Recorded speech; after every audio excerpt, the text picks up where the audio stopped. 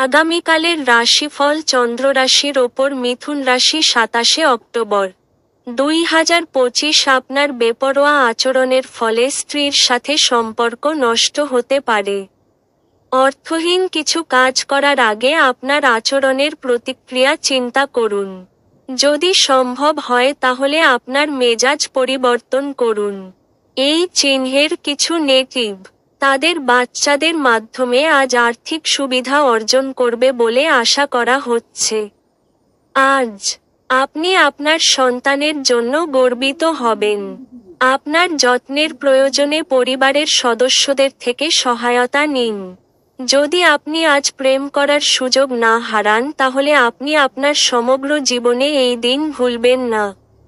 যারা কর্মরত তারা সাম্প্রতিক কৃতিত্বের জন্য তাদের সহকর্মীদের দ্বারা প্রশংসিত এবং সমর্থিত হবেন।